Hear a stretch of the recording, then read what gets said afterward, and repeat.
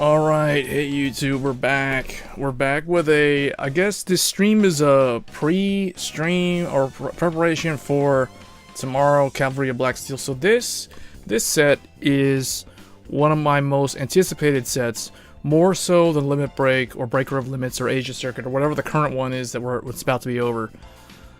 This one mainly because we're getting my favorite team. So Ren's team is getting their Limit Break cards. So we're getting Spectral Duke, we're getting Lukie, we're getting Reiji. So those are the big three that I'm looking forward to. Although unfortunately I haven't prepared for Tetsu. Like my Tetsu cards aren't set up properly. But I've got like all the other ones. Or like I've got Lukie ready. I've got Golds ready to go. So some other new announcements. So the nice thing, as of today, they went and already implemented the nerf to MLB, and that's very good to see. Because I used it yesterday to close out Legend 30, and now I'll probably never play the deck again. So good riddance MLB. Although we'll still see him. He's not completely dead. In fact, the deck is still not. I feel like the biggest problem with that deck is actually Gancelot. I've said that in multiple streams in the past. The viewers have also complained that Gancelot's the real problem. So yeah, I mean them messing up Wingo Brave is not actually going to kill the deck. And we're going to check to verify that those effects are already taking place. But one thing interesting here is they buffed Ultimate Lifeform Cosmo Lord. So he's originally a 10k grade 3. They made him 11k. So the nice thing about that is, if we go look at him here, deck building, let's see. Because I've been using him in my Riser deck. And I think he's also my Beast Deity deck. Yeah. So they already went and implemented the change. That's cool. So I guess what they want Death Army to see more play. And I really like that they're doing that. Because in the Japanese version, the Death Army deck it's good, but it wasn't like amazing. I mean, a Cross Ride Vanguard that has permanent critical sounds very, very good on paper. It sounds better than Perfect Riser, to be honest, but we'll see. We'll see if this change makes the deck a lot better. Because the interesting thing to remember is that Ultimate Cosmo Life Form, or Cosmo Lord, this guy, Ultimate Life Form, he's not a Death Army. He doesn't have Death Army in the name, so he doesn't mesh well with some of the other cards. So, but that's cool. I'm ready to play Death Army. I've got all my Death Army guys. I've had them in Death Army Lady. I've had them for, you know, like since May. Or even April, actually. No, I think I pulled a couple, like I was probably missing like some Death Army ladies and guys, and I pulled them during when Perfect Riser was new. So, yeah, if I pull, I mean, I'm slowly working on crafting for Kamui, like, as of today, and I guess earlier in the week, I was doing my character fights on Kamui. Some of them just to close out being able to craft a triple R. So you can see here, I've been doing it today. So I currently have 89 crystals. So as of today, I won't be able to be at 100 for tomorrow. But who knows? Possibly tomorrow, because the hard and very hard double drops will continue tomorrow. So I'll be able to possibly be able to craft another triple R for the Death Army if needed. We'll see. I'll do those 2 more fights on him today, though. And then I'm slowly working on Great Nature. Great Nature's coming up there. Great Nature's not getting any new cards tomorrow, so I mean, I'm still doing the character fights. You can see I've spent like 10 of the character fights today on Christopher Lowe. Working on those crystals, getting close to being able to craft a Polaris. Or craft a 3rd Leopold. We'll see. I might craft the Leopold because I kind of think you need 3 of that guy. And then I guess for Polaris, I can just hope that I pull for the Aqua Force month. But Great Nature's never really been one of my priority clans. So if I mean, honestly, the only way, like I said this before, back before the clan was released, I won't play Great Nature unless I unless like the game hands me the cards via the gacha. But I was working on being able to just craft him another triple R, because I'm kind of already maxed out on all the others. Like Rekka, I crafted a third Shamsheel earlier in the month, so I'm kind of working on the fourth one. But there's a chance that I might pull the fourth one tomorrow, because you know how the gacha system works. The Asia Circuit cards will still be included. They just won't be on the rate up like the newer cards, the Cavalry of Black Steel cards. But there's a chance I could pull a Shamsheel or a Polaris, or a Lox. I need one more Lox, and you know, another Leopold or two more Leopolds, and then that could happen tomorrow. So that's why it's not the end of the world. I don't have the materials ready to go. Golds, I'm already ready to craft a Spectral Duke Dragon, so I only really need to pull 3 tomorrow, and then the deck will be playable. So I haven't really done anything, because the game likes to hand me Ezel. Like, pulling Ezel is a thing that has just happened to me like all month long. I just pull Ezel. I pulled an SP Ezel like the other day when I was opening. I did like 30, what is it, like the premium gacha thing where you get like a guaranteed triple R if you use up like 1,000 paid gems. So I did that 3 times, and then one of them I pulled an SP Ezel. So I have him ready to be deconstructed if I need to deconstruct him just for the 4th Spectral Duke. But we'll see. I mean, it might not ever be needed to deconstruct him, because I might already have enough crystals to craft like 2 more or whatever. We'll see. And then Battle Sisters ready to go. Fromage. I can craft a Fromage. I can craft Spectral Duke. I can almost craft a Death Army. Almost. Maybe tomorrow, because I'll probably just spend the very hard fights on Kamui tomorrow. And then Luquier, I'm ready to craft a... Well, the problem with Pale Moon, for some weird reason, is I don't have enough of the pieces. Like, I have to hope that I pull so many rares for Pale Moon that I'll have enough to craft a triple R tomorrow. Like, I already have the orbs and the crystals, but I don't have the pieces. That's the biggest problem. But whatever, we'll see. And then that's why you can notice I'm doing hard. I've done the hard fight today instead of the very hard fight, because I need the pieces. And then Tetsu, I want to play Reggie, but I don't have the materials. So the only way I'll be able to play him is I just pull the cards, or you know, like if I pull like 2 or 3 Reggie, then I'll still try to run the deck. If I don't have Chariot, I'll just use Edel Rose as the heal trigger, and then I'll just play different things. I mean, the deck will still be playable, so it's just kind of like the Demon Bike won't be as good as it could be, but I'll still try to do the build where you have the crits on the rearguard circles, because I think that's one of the key important parts of making the deck strong.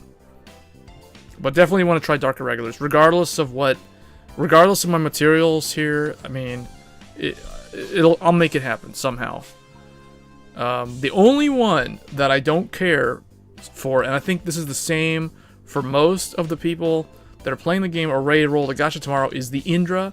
So Indra for Narukami. Narukami is getting support, but I haven't tried to get any materials for Narukami pretty much all month. I mean, I worked on crafting the 4th Vermilion, because I pulled 3 Vermilion like day 1, and 2 Dungaree, and then I pulled 2 more Dungaree at some point, and then I crafted my 4th Vermilion. So yeah, it's like I keep pulling Dungaree, and that's why I have like 30 crystals here, because I pulled another Dungaree yesterday. So, and I guess the orbs are also from pulling like some double R's that got converted into orbs. So I haven't really tried to do anything with Narukami, but I've been able to get really lucky and pull all their stuff. So Indra is whatever. If I pull all the Indra, I'll definitely try to build the deck and I'll show it on stream. But if I don't, I mean, I can use the rental system just to kind of show it off or play around with it like the first week. But that's basically what my plan is for Narukami. I don't really plan on playing a lot of Narukami next month. I mean, I've been using them a lot, so I don't really see the reason to use them again. I think I got 100 wins with them right now. Yeah, so I have 100 wins with Narukami. And, yeah, looking at this, so you can see what I've used in the Asia Circuit month to climb the ladder. So, first season of the month, which was Ezel season, I used Turbo Ezel, and a mix of Turbo Ezel, and MLB, and what else did I use? Grand Blue? Yeah, a little bit of Grand Blue once I finished Grand Blue, because the first half, the Ezel season, we were doing the Grand Blue event, so I was building the deck, and then once I finished the deck, then I started using it. So yeah, I used those 3. Hey Card Fight Geek, what's going on? And Vimala, welcome to the stream. This is like a preparation stream. This is like we discuss what we're gonna do for tomorrow, because tomorrow is the big day for Cavalry of Black Steel. Set 6 is gonna be released in Global. So you're saving materials for Polaris? Yeah, me too. That's what I was saying earlier. But I haven't used Great Nature because it's like I didn't get any of their cards. So, hey Joaquin, what's going on?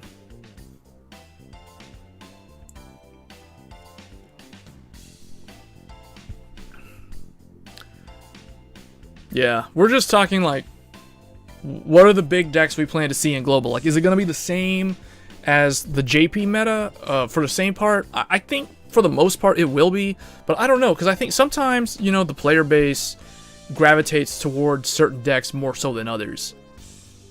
Hey Matt, what's going on? Welcome to the stream.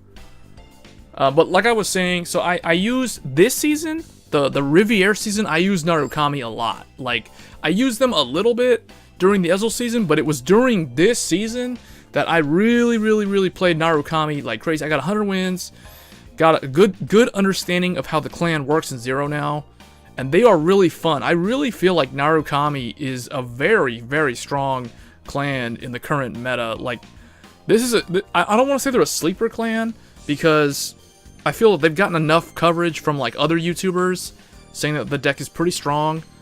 Like, it can stand up to MLB, it can stand up to Dote, it can stand up to basically Shadows, all that stuff.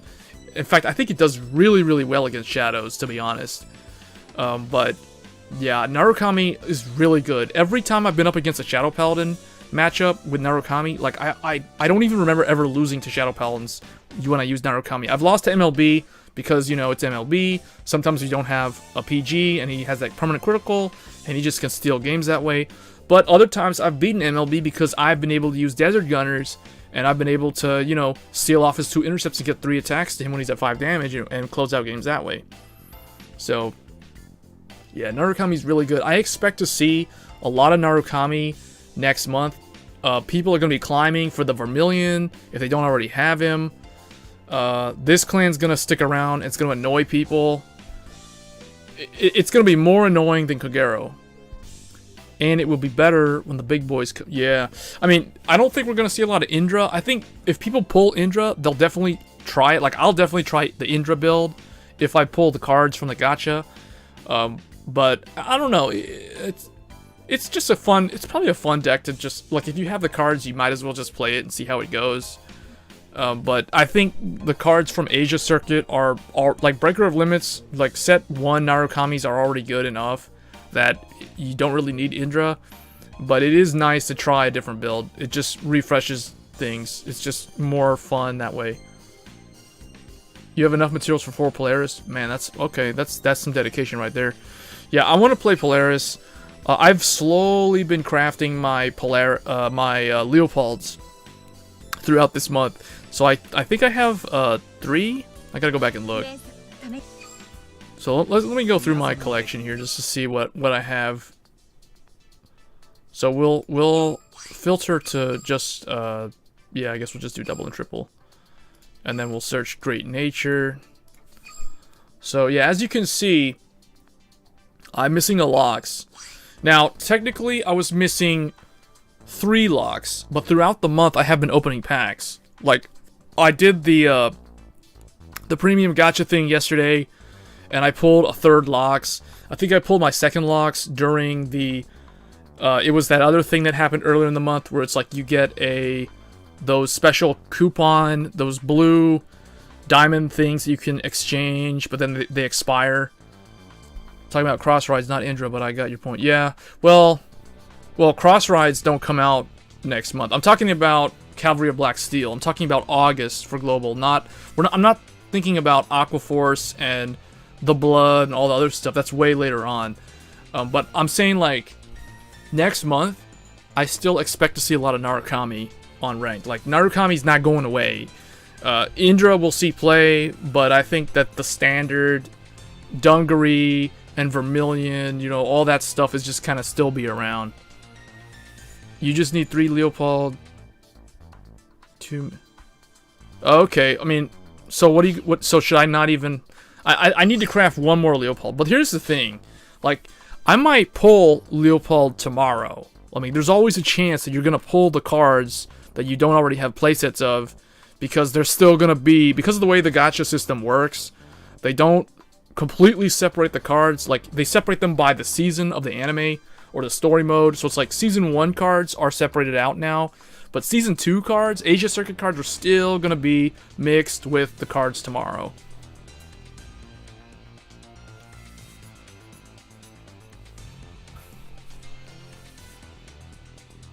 Yeah. Narukami was so easy to climb the ladder with this season. Like, most of my climbing during the Riviera season was from Narukami, mixed with a little bit of MLB in there, but at the end, I used a lot of Kagero. Like, I actually played the end a lot this season, like a lot. Because, well, not a whole lot, not nearly as much as Narukami. Like, I took Narukami. I think I had like 20 something wins with Narukami from the Ezel season. I took it all the way to 100 wins during the Riviera season, and then with the Kagero, I had them at like 76 wins before. I took them up to 100 wins. So, like, I closed them both out at 100 wins for the Riviera season. So, mostly Narukami, but also Kagero, and also a little bit of Spike Brothers. I didn't play Spike Brothers as much as I wanted to, so I'll probably play them during next season. Like, I still only have 68 wins with them, and I think before Limit Break Spikes came out, I think I already had like 61 wins. So I've only won, and not counting the games I lost, so I probably played like 10 or 15 games, or maybe, I don't know, like a few small number. I know it was less than 20 games with Spikes this season. Luke is probably going to be common. Well, I'm going to be playing Luke 8. Like, Pale Moon's going to be my main. Pale Moon and Spectral Duke Dragon are the two that I'm going to be playing mostly. If I play Reggie, if I build Reggie, then I'll definitely use it. I just don't have the materials for Dark Irregulars. I want to play Dark Irregulars, though, because my clan level's low, so it's easy gems.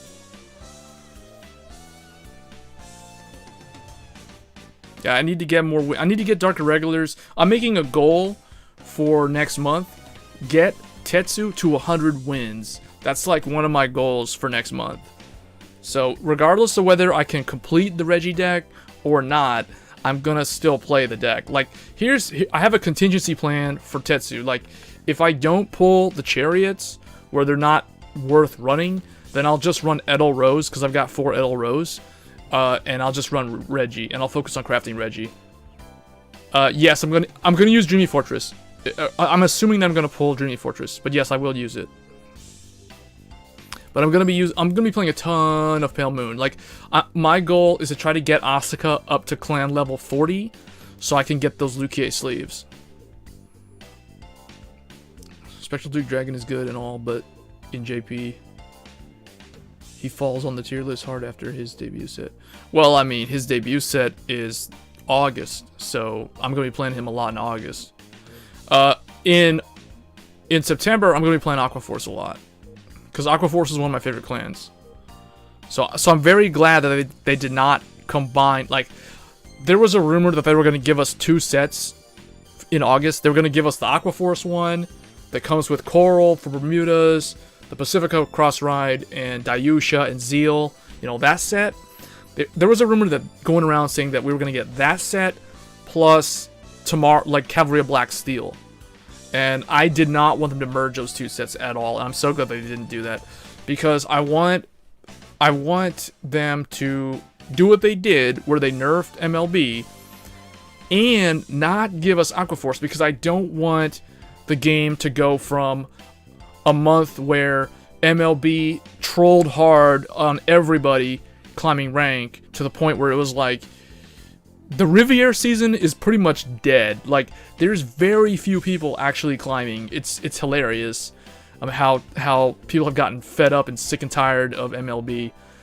So I don't want it to go from that to now all of a sudden Aquaforce is the primary meta deck and everybody is running Aquaforce. See, you know what I'm saying? I don't want like MLB everywhere to just become Aquaforce everywhere. I want there to at least be a month where there's no like dominant deck that you see every 3 to 5 games.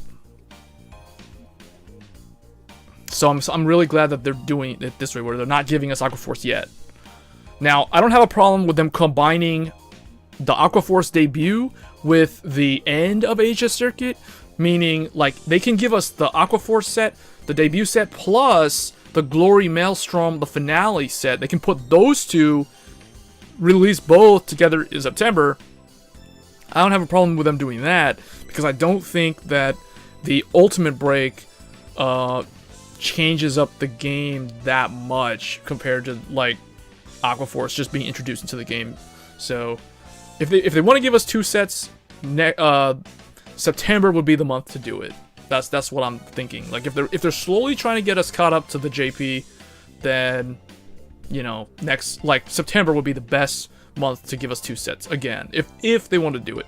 Because think about it, like Aquaforce would be the only new clan, and it's just a bunch of cross rides for everybody else. So yeah, that would make sense. But I want these other clans that have been largely ignored. They've been ignored even during their debut month back in May. They were ignored for the most part. Like, let's be honest, like every time you would see an Asuka show up, like 9 times out of 10 it was a VP farmer. Same thing with Tetsu. Sometimes there were people actually playing as DI, like for quite a bit, like in the first season, like the Perfect Riser season. I remember there being a lot of DI, but most of the time these were just memes. Like these were just memes. They were just like VP farmers the whole time. That was basically it. You know, and then Misaki became a meme. She became a VP farmer, like a full-time VP farmer. That's all she ever did, was VP farm with the Tsukuyomi ride chain. And then once Corrin got her like clothing, like her Valentine's Day outfit for cooking, then Corrin went and became a full-time VP farmer with the Galahad ride chain. I mean, that's what basically happened in May. You get Chrome Jailer, which is pretty good. I played Chrome Jailer. Do you think Fromage is really a counter to Aquaforce because of additional power? So yeah,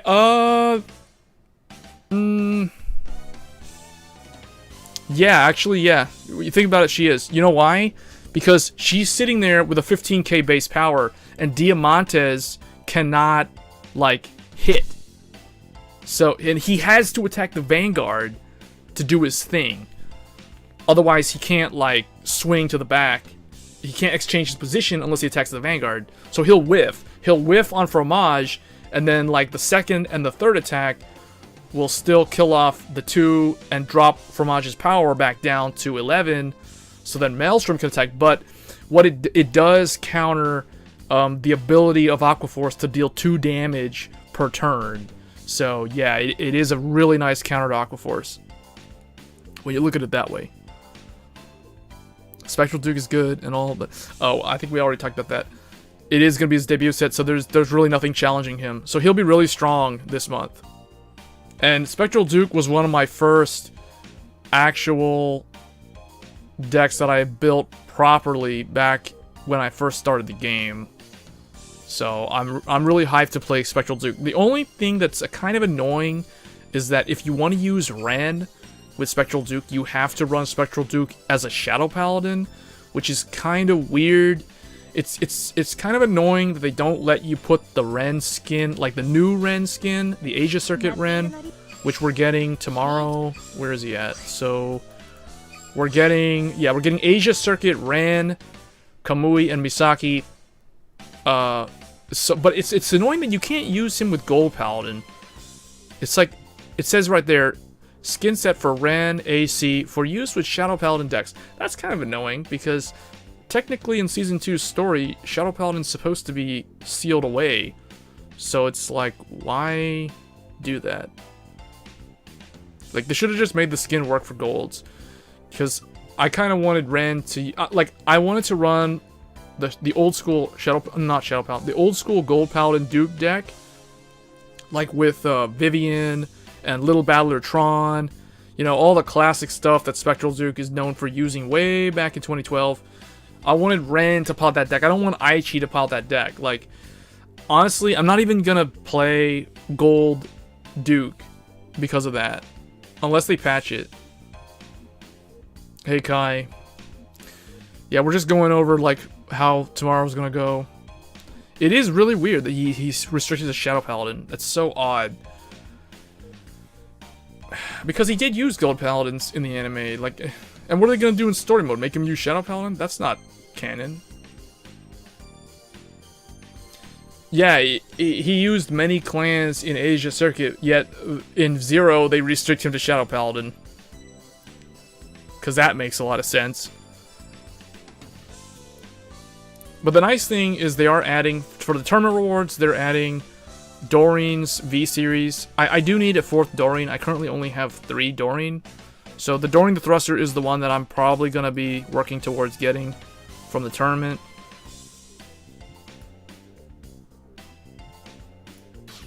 But yeah, I'm definitely going to be changing. I'm going to be getting all 3 of these skins like immediately day 1. The nice thing is that it's only 50 medals per set. Like, it used to be 200 medals for a character skin. Now it's only 50. So that's really, really good that they reduced it. Because I think currently I have like 300 something medals saved up. So with 150 total, I can already get all 3 of them. Like, immediately. I'm going to grab all 3 of them. Before I open the packs, I'm going to grab all 3 of them.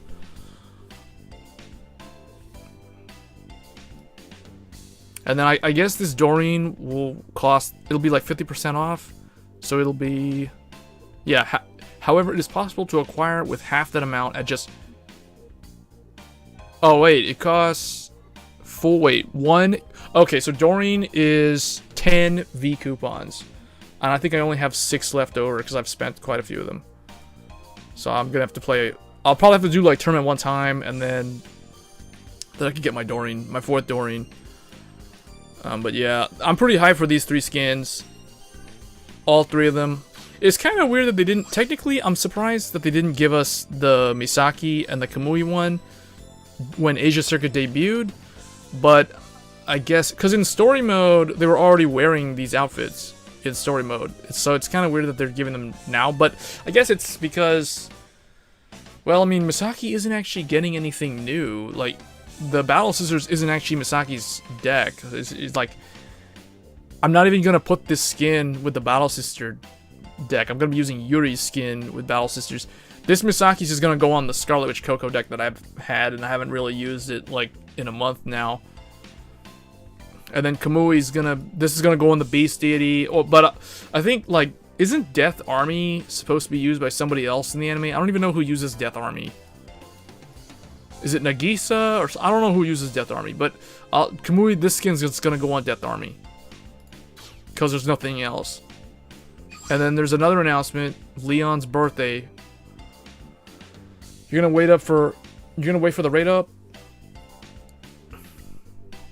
Very hard time in rank. Been stuck in Legend 13. Massive losing streak. PGs in damage, drawing heals. What clan are you using? Nagisa. Yeah, I thought Nagisa uses Death Army.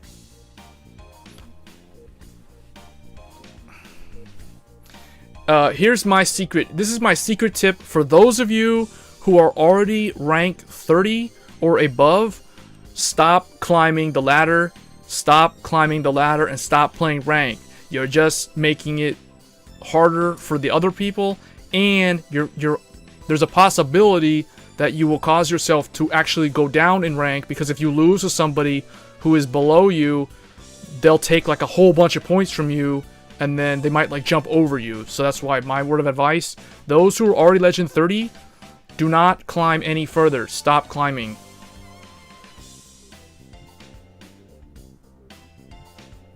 Gold Paladins, 9 crit. I mean, yeah, it's kind of high roll. 9 crit Ezel is a... It's still fun though. It's still quick. Like you get a lot of games in with that deck.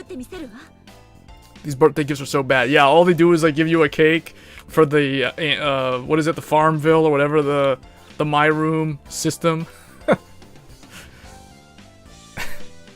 Yeah, let me go put. I need to go put the birthday cakes out. Just put them out. All right, so this is the band. This is the diner that Kyo runs.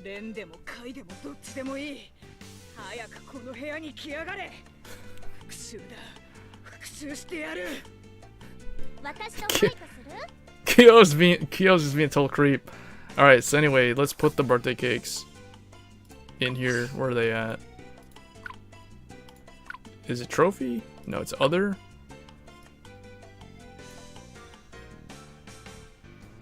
Object. Oh wait, it's a food. Yeah, it's a food.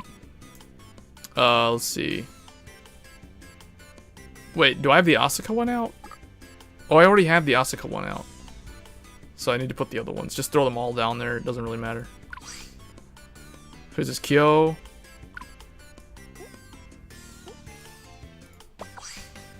And whatever. Aichi.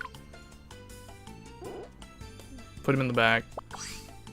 And then Kenji, just put him like next to Aichi. And then whatever that is, don't even put that there. Is there a way to zoom in?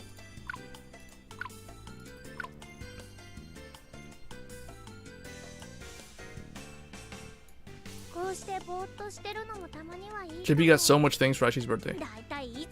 Yeah, they need to give us packs. Like, when there's a birthday, they should give us like 10 packs. Like, what's wrong with that? Just give us 10 packs when it's somebody's birthday. Make it actually be worth remembering. Put him, like, in the diner. There. I do, kinda. Oh. I mean... A lot of people give the game a lot of flack for putting way too many My Coins and premium coins as rewards and stuff, but it's a nice little, it's a fun part of the game. It's a good value add. That's the way I look at it, the My Room thing. It's cool. I don't really hate it. I mean, I just don't invest that much into it. They give us 50 packs for free. Wait, whoa, whoa, whoa, whoa, whoa, whoa, what? Hold up, that's the first I've heard of this. 50 free packs in September? Why? Oh, is that JP only?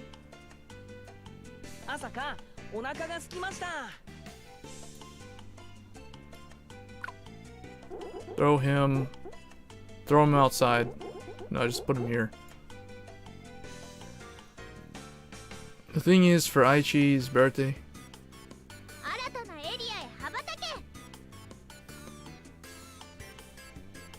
Oh, you know what this room needs? I just realized what this room is missing. Because this is like it's like a band slash diner. It's got that diner theme. They need the microphone. They need the idle microphone. Because Ultra Rare is here and it's like... Here. I need to move this bench, like, somewhere else. And then put the microphone, like, right there. Get over there, like that.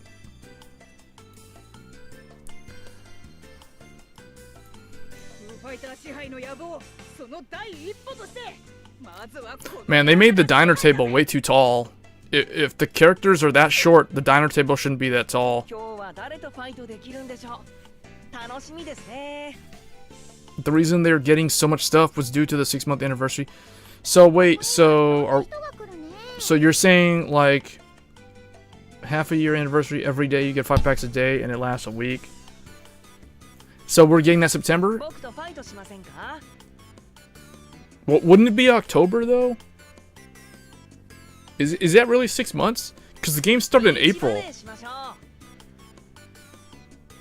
Well, I mean, September would be the 6th month. So wouldn't it be October for global? Because that will be month number 6.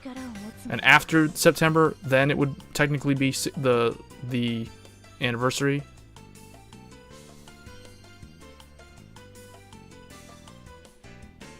But yeah, we should definitely get that if that's the case.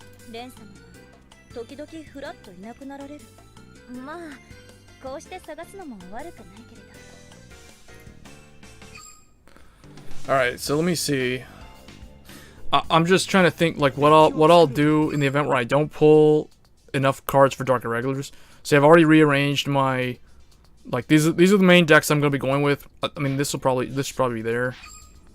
So it's kind of in this order. I probably won't play Narukami that much unless I pull Indra. But there will be another deck that will be in here. I will be adding Kamui, the Death Army, and I'll be adding Yuri's Battle Sisters to this list. JP got on release of set 7. Okay, well, wasn't didn't JP start in December or something like that?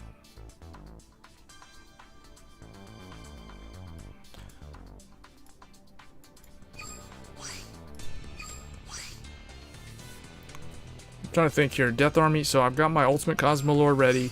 This being buffed to 11k. I'm so glad they did this.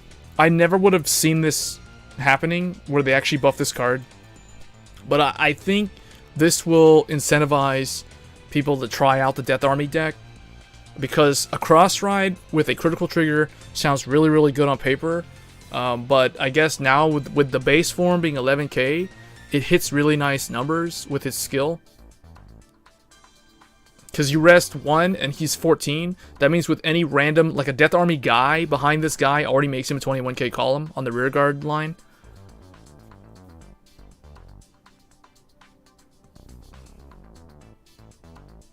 Okay.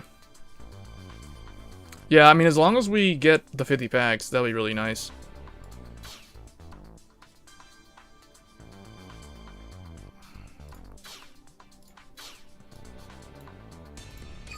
It's funny that they already implemented the change. So yeah, Counterblast 2, put him in the soul, add a grade 3 or above blaster. So he's nerfed. Tejas is nerfed. It's rear guard only. Good, good, good. That's very nice to see. Why it's not a Death Army in the name? Yeah, I know. Yeah. Whatever. I mean, they buffed him anyway, so... Probably because it's not a Death Army. This is the last deck that I used to climb, to finish out Legend 30 for this season. Like I was saying earlier, most of my climbing this season was Narukami, then Spike Brothers in the middle, and then to close it out, I decided to play Vian, because I'm not going to be using this clan at all next month, so I figured. And you know what, I never actually gave Vian that much attention, even during its debut. Like, I mostly played Shadow Paladins in May, so it's like I felt like it was time for me to show this deck some attention, like on rank, because I mostly have used Shadows in MLB.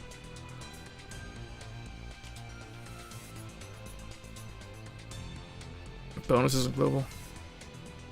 Well, we should. I just hope they give us Neo Nectar next month, in the second half of next month. I don't think they're gonna do it in the first half of the month, but I mean, what do they have planned, right? Because they can't do the Leon event because he's not in the game yet. So that just leaves Neo Nectar. Like, it would be really nice to give us Neo Nectar this month as opposed to next month, because next month they might give us 2 sets together. And I feel like Cecilia, Musketeers, as well as the Arboros with Maiden of Trailing Rose will be a lot more viable this month compared to next month. So I would really hope that they give us Neo Nectar. When I say this month, I mean, you know, the upcoming season, not Aquaforce month. Wait, the Rekka and Kamui. What's the Rekka one? I don't remember that one. I remember the Kamui one. Wait, is it one board game or is it 2 board games? I don't. Oh man, if it's 2 board games, no. Oh, that's gonna be bad.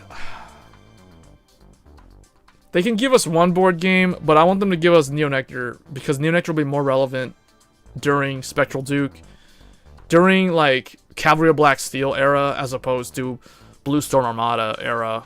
But I mean, if they don't do it, it makes sense because Cecilia debuted with Maelstrom. It's 1 board game. Okay, good. It's not like 2 different board games because 2 different board games would be like a whole month.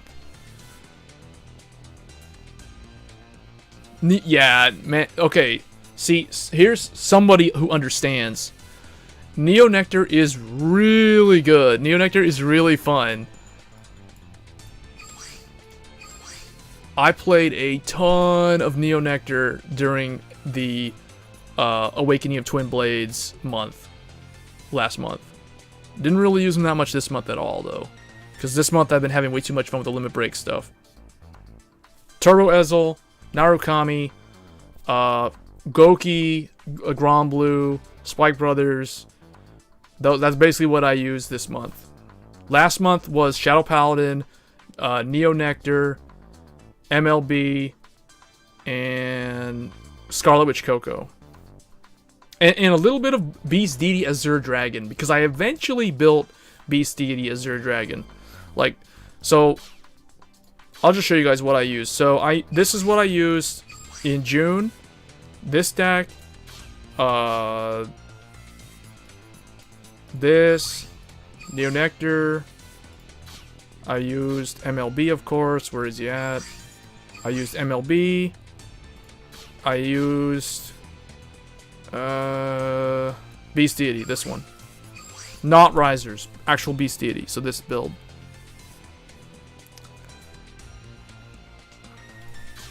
Yeah, I really wish I pulled the Maiden of Trailing Rose SP.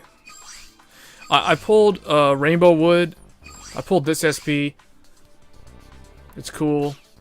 And I pulled the Gene. Oh no, you have the grade 3 Gene. Or this, I only have the grade 2 one. Yeah, I've seen, I think I played against somebody who had an SP Gene. And I know someone that has an SP Maiden of Trailing Rose. But this deck, if they give us Neo Nectar, if they give us Cecilia and Arbros next month, oh man, I'll be so happy because I'll get to play the deck. I'll get to actually give the deck proper attention compared to if they give us Neos during Aquaforce. Because when Aquaforce comes out, I think most of my attention will go toward Aquaforce and Bermuda Triangle. I'll be playing primarily as Maelstrom, Coral, Pacifica. Those are the decks that I'll be using a lot the following month in September. And I guess Zeal and Dimension Robos, D-Robos, I'll be using them as well. I got the whole Neo Nectar event, and I hope I get the deck again this time. Wait. Oh, you're talking about the next one. Do we pretty much know yet if we're going to get Neo Nectars in August? Or is this not known? I hope we do. I really, really want Neo Nectars to get an update next month. For August. I don't want to wait till September. That's what I was telling people. There was a couple of comments in my YouTube, in my deck profile video, for Neos asking, should I craft the 4th Trailing Rose? My answer is yes. At the time they were asking it, that would have been like in June. My answer was absolutely yes. You want to play the deck now. You don't want to be waiting around for months not having a fully built deck, because it's like, what's the point?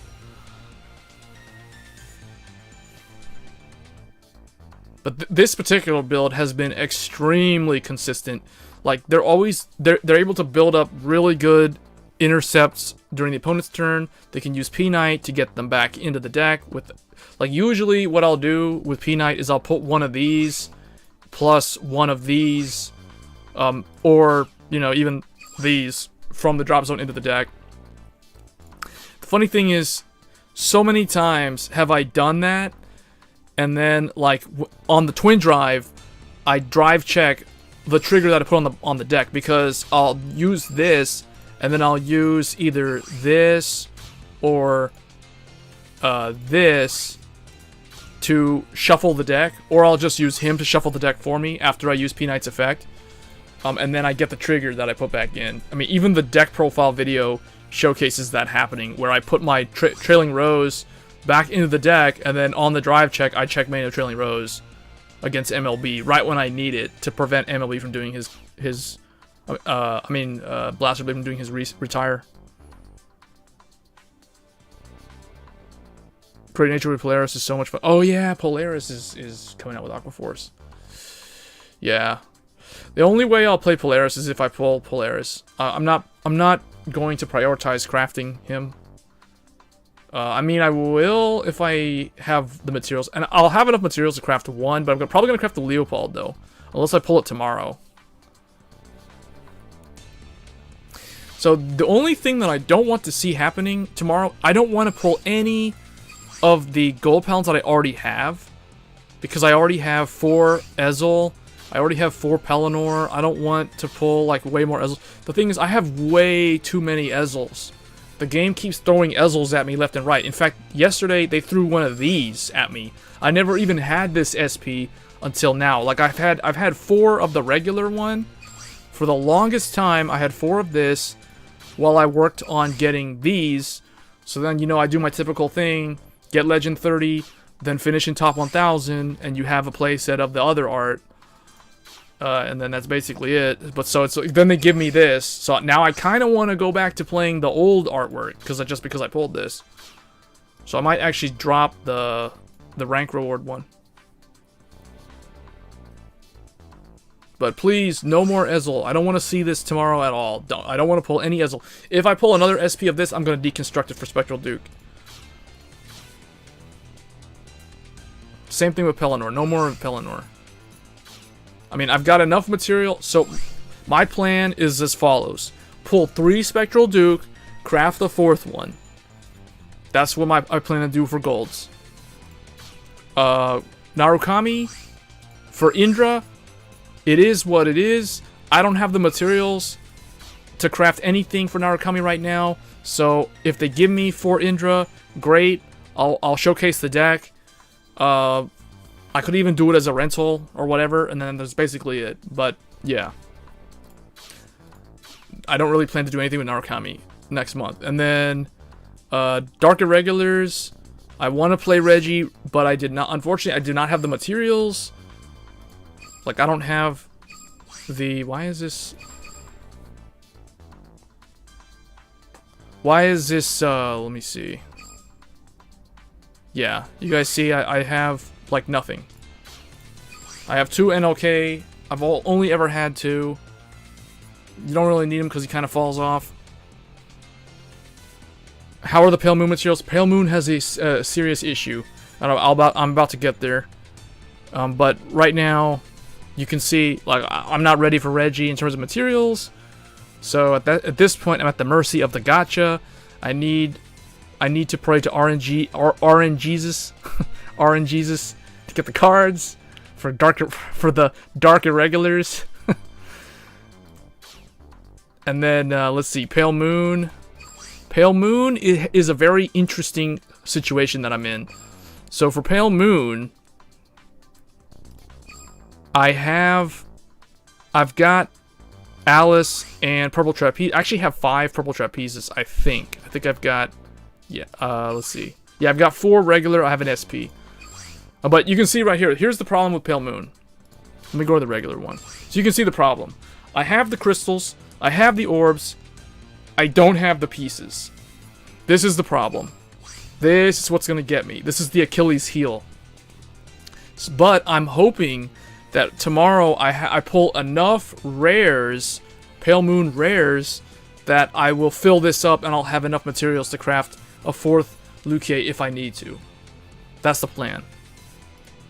I like, honestly, I was doing the, back when we were on double drop for normal and easy and very easy, I actually used up some of the character fights during those days to do the easy mode Asuka fights to try to get some pieces, because I think originally I had like 102 pieces or something, and now I have like 186. Still not enough, but easy pull during raid up. Yeah, but when does raid up? Okay, if they're gonna do raid up, I really wish that they would do that, like announce it in the info tomorrow, like so we know the schedule for the raid up. I don't want them to like have us go 3 days into the new season before they show it, because I kind of want to open the packs tomorrow. I want to just like open all the packs tomorrow and hope that I just pull everything tomorrow. Like, I can't stand having to wait until the raid up. As bad as that sounds, I would prefer to just open all the packs tomorrow and hope that I can get everything tomorrow. That all the rare gems in character fight should be 5 or 10. What's 5 or 10? Oh, you mean, oh yeah, the amount you get. I see. Yeah, that's a good idea. Honestly, the thing that I suggested is that the character fight drops need to be guaranteed drops. Like, there should not be a second gacha system in this game. The gacha system for the cards is already random enough. Why do they have to make the character fight drops random? That should be just a given. Like, it shouldn't be a random thing. It's in set 7. Isn't asking for 3 spectral too much? I mean, no. No. I remember June 1st, the game gave me all the Shadow Paladin cards. Like, day 1, I had all the Shadow Paladin cards. I needed to craft 1 Nevin for 4 Nevin, and I did it in like 2 days or something, because Ren was a new character. So like, you do the character fights for Ren very like, and you already have almost enough material to craft the triple R.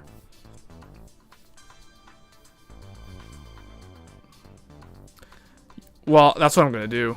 I'm gonna open all the packs tomorrow, no matter what. Like, I'm not gonna wait for the raid up. I have enough packs saved up. I've got like 75 packs or something. Plus like 13,000 gems. So I think I'm good. I'm going to be opening like 100, cuz typically I do like 150 packs.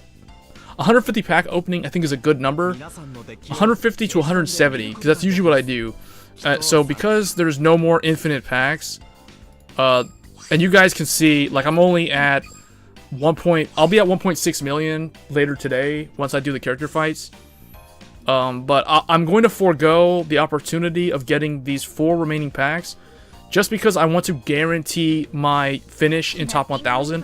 I don't want to climb legend and then potentially lose a game and cause my rank to go down, and I would rather just not even bother climbing up further, because there's no point. Like, when you're in my position right here, 453, you don't want to drop to like sub 700.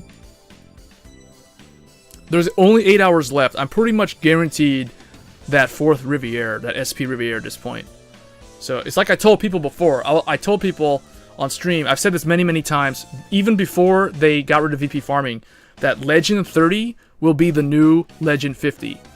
And then if you want a playset, like if you want the 4th card, you would just have to finish in top 1000. And that's basically, that has held true. Like, I even said that the cutoff will typically be Legend 33, and I was right on the money, because last season I went to Legend 33 and finished in like 900 something.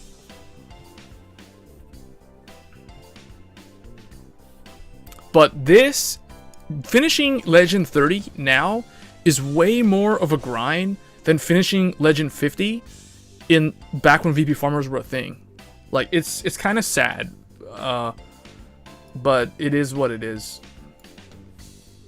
And with MLB kind of nerfed a little bit, hopefully the August meta will be probably the most diverse meta we've had since April. Because actually, April and May were really good times, because I think that the game, like, Perfect Riser was the strongest deck, and then Tsukuyomi, well, I guess Perfect Riser was the most popular deck. Second was probably Blau. And then Kagero was probably third, and Tsukuyomi was fourth, because Tsukuyomi was kind of... Tsukuyomi is very... I think Tsukuyomi was the strongest deck, but it was not the most popular deck. So when you think about the meta, it's not just what is the most powerful deck, it's also what is the most popular deck. Because who cares about the strongest deck if no one plays it, right? Like, Tsukuyomi was probably the strongest, second or first strongest deck in May when it debuted, but very few people played it.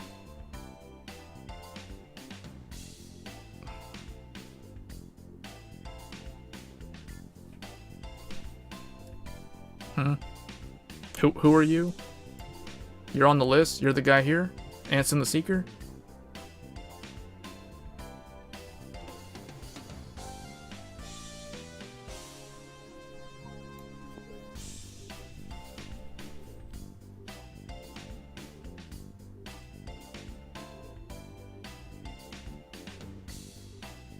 Legend 20 or 17? Well, so if you're sub 20, if you're below Legend 20, you should try to prioritize getting Legend 20 today, so that you just do it for the gems. Do it for the gems and the packs. That's the way I look at it. Like, if you're not gonna get the playset of the Riviere, then do it for the gems. do it for the gems. Then there's Battle Sisters.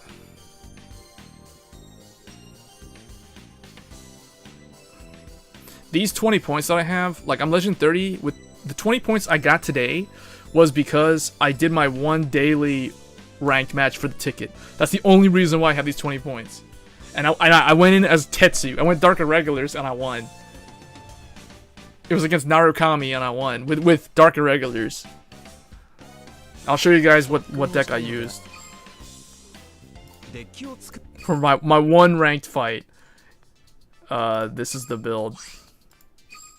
I was up against Dungaree and Thunderbreak Dragon, and he had Vermilion, but he didn't have a playset of Vermilion. He damage checked his Vermilion. This was the build that did it. That got me my 20 points and my daily ticket.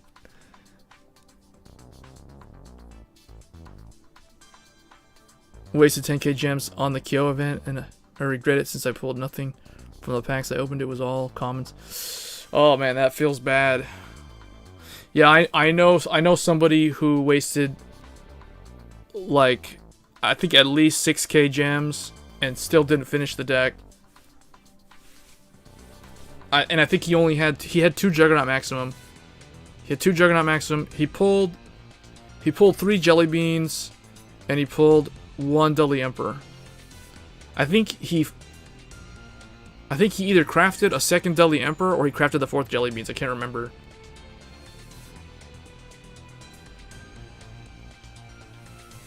Should have just stayed happy with 3 Deadly Emperor and 2 Jelly Beans. One crafted.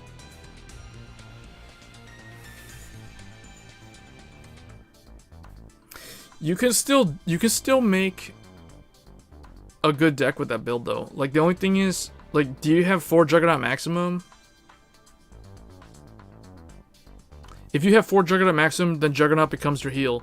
If you only have, like, 3 Juggernaut Maximum, then you can make Jelly Beans the heal, and then you can make the other heal be the Mega Blaster or a Skydiver, and then you can still do something interesting with that deck. It's still playable with 3 deadly. Okay, because this game is 40 cards like Yu-Gi-Oh. 3 copies of your main grade 3 is technically all you need for the deck to function reliably well. 4 copies just makes it more consistent. And 4 copies is really necessary if you're running a Persona Blast or a Ride Chain based build. So, like in this scenario, like, I'm running only 3 Steel Vampire, but at 3 copies, 40 card deck, technically 39 cards because your starter doesn't count. It's kind of like a Yu-Gi-Oh deck, and in Yu-Gi-Oh, 3 is the main quantity that you're allowed to run a card. So with 3 copies of Dudley Emperor, plus the ability to mulligan, The deck is still really good. It's not bad at all. I have another friend who has 3 Deadly Emperor, and he told me that he isn't even trying to pull the 4th Deadly Emperor. He's just gonna, like, craft any jelly beans that he's missing, because he wants the 4. He prioritized jelly beans, and Deadly Emperor was kind of, like, he only wanted 3, because he could still run Siegfried as the backup. Jelly beans are not that important, it's more about Emperor. I don't know, because Deadly Emperor is good, but remember, the deck doesn't have any damage adders, and also, you still have Siegfried, and you still have Dan, so you can still do the set 1 playstyle as a backup. 3 draws, Dudley, 4 Skydiver, and 2 Siegfried heals, 2 Jelly Beans, and 2 Juggernaut. Well, I mean, if that's all you have of Juggernaut Maximum, then yeah, you would just do 2 Juggernauts. If you have more Juggernauts, then I would say run more Juggernauts. And you probably want to do Jelly Beans and the Mega Blast or Skydiver as the heal. But I guess, yeah, I guess you need the 4 Skydivers though, because your deck is still kind of playing the old school style or the original style where you rely on Skydiver. Yeah, because my build that I've stuck with, and I still don't run Mecha Trainer, I have found this guy to be really, really good. Because of Darkbringer, I don't need Medical Manager.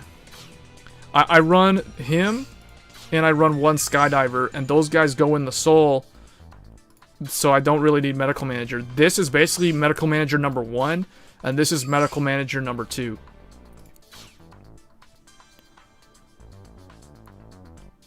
Which deck am I going for in set 6?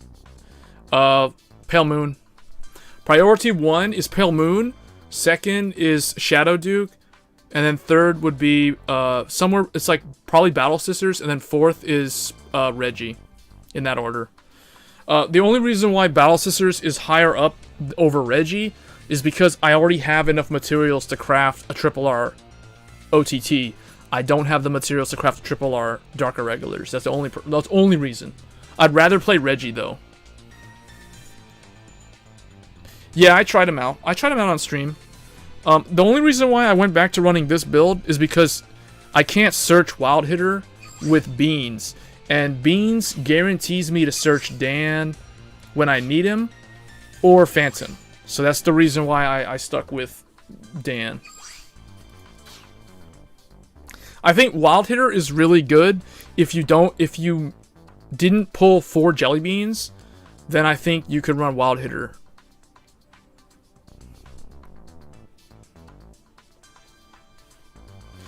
Yeah, Douglas during battle phase, the CB1 for the plus 5k on Douglas and Daisy can literally win you a game. Like, if you guys saw in the last time I was streaming when I was using Spike Brothers, I literally won a game because I was able to use the Emperor to call Douglas and Daisy. Then I CB2 and made that call on 26k so it could hit over the opponent's 6 damage heal, and I won because of that. So that comes in clutch. There's a reason why they designed these 2 cards to have their effects. They're designed to work with him. With his skill. Now that is a hefty 4 counterblast play, but if you're in endgame, you kind of need to go all in at that point. And it also ensures your survival on the following turn.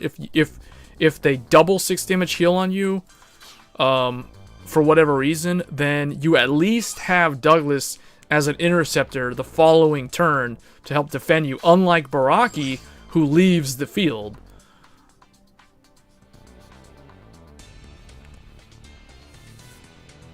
Yeah, no, yeah, I'm definitely going to be playing Battle Sisters. Battle Sisters is like priority number 3. I don't run Panther because I replaced Panther with Olivia. If I wanted to run Panther, I would just swap Olivia for Panther. But I've been trying Olivia out and she's really good. She's very situational though. So, but I like having the capability of retiring an opponent's rear guard.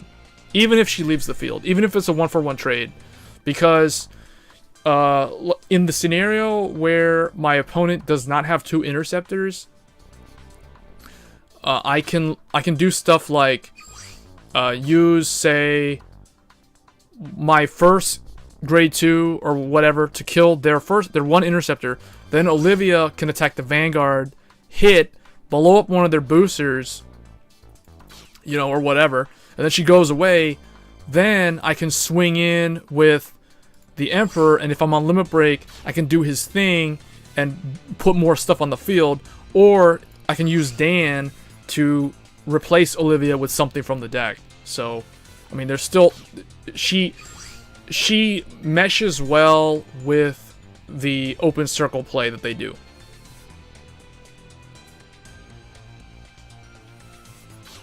No, yeah, Panther's good. Panther is probably more consistent. Well, it's also more defensive. It's definitely a more defensive play. But the way I see it, because I run Phantom, other than Panther being good as a turn 2 ride or a wall, essentially, I feel like Panther plus this, I mean, that's 16, which is good. But other than that, it's like, usually you're swinging into an opponent's interceptor. So then at that point, that number doesn't really matter. Whereas with her, she's like, the first opportunity you get to attack the opponent's Vanguard, you usually will use Olivia to hit so that you can retire one of their rear guards. Because then she opens up the circle for like a Dan to call something out. Or if you've got Skydiver, you can like slam into the Vanguard and just put something else over there and then use Dan with the Vanguard to Vanguard, you know, stuff like that. So I just like having the option to retire my opponent's stuff, because it's always good to make your opponent minus from their field. Plus, you have other ways of hitting 21. Like, if you use, like, let's say you use this, and you can call, like, Daisy and Olivia together from the Emperor skill, and then Daisy can become plus 5k, so that's already going to be a 20, that's like a 21k column already, right? So, that's without any trigger power. So you can do it that way as well.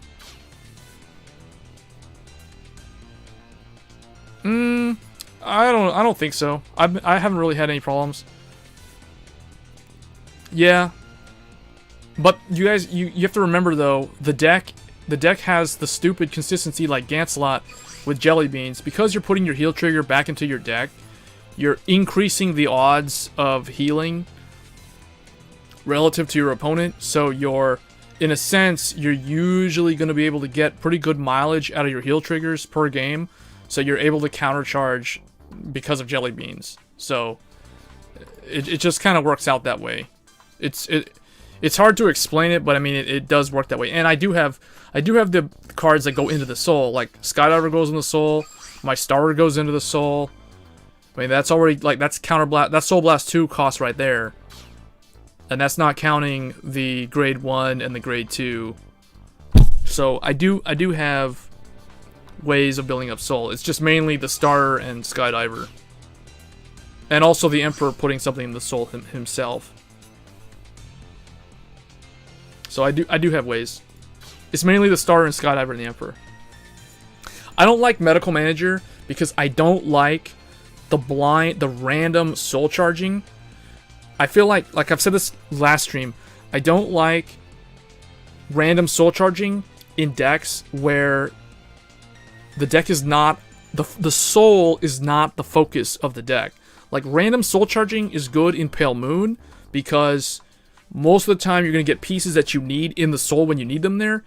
And it's also okay in Dark Irregulars, because Dark Irregulars basically says, I need X amount of soul to unlock this effect, and then I need Y amount of soul to unlock this effect, and then Z amount of effect to unlock this, you know, like, it needs like XYZ number of cards in soul to get XYZ number of effects to be continuously active. So those two clans do run random soul chargers. I'm okay with that. I'm not okay with that in Spike Brothers because I don't like soul charging PGs. I don't like soul charging jelly beans. That kind of stuff annoys me. Yeah, so... And this build has done really well. Like, it hasn't really had that many issues. It still builds high power columns. It still has the full Juggernaut Maximum lineup. It still has the Phantom lineup for the 10k boost. So Juggernaut, this is what, 16 plus 10, so that's 26. This plus Daisy is 26 for CB2. You still got the plays. Reckless is still 12 plus 10s for 22. You know, you still have the numbers. And then Olivia with Daisy CB1, that's 21k right there. And on hit, and then you can retire, open up the circle, do your limit break skill, call some other stuff. Well, I mean, although she won't, I mean, that would be the limit break skill, right? On the limit break turn, you do that. So,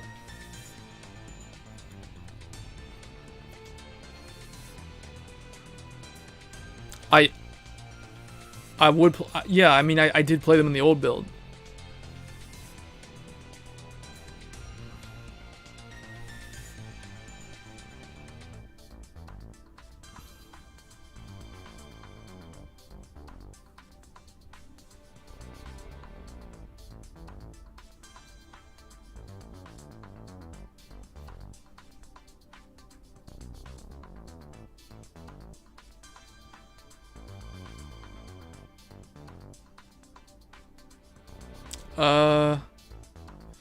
Oh, because you don't have, well... Oh, wait, do you have 3 Juggernauts? If you have 3 Juggernauts, you should be using all your Juggernauts. Yeah, no, do it that way. How many Cyphery do you have, though? Because it's gonna depend on how many Cyphery, because you don't have that many Emperor, right? Oh, wait, you can also... Couldn't you also run the...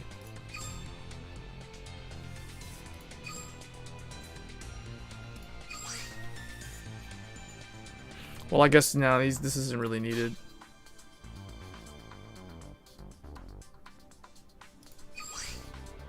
Like you could do what you're saying with a starter. Oh, because you're using, wait. Yeah, I mean there's so many different ways to build a deck.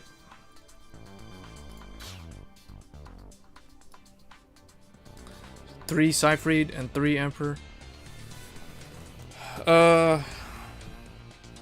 Yeah, you could do, well, let me see. I mean, you could also do something like, so you only have, okay, you got 3 Cyphered, and you have 3 Emperor, and you have what, 2 Jelly Beans and 3 of this. So you do something like this. 3, 3, 3, 2. So then your alternative would be like this. So I guess your trigger lineup would be heal. Oh, I see the problem. Okay, wait, unless you do... Oh wait, you don't have 4 of him. You have to do something like this then.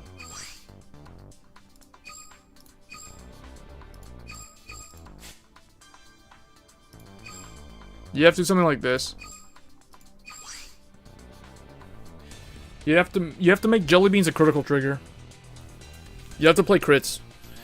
Don't make Jelly Beans a draw trigger.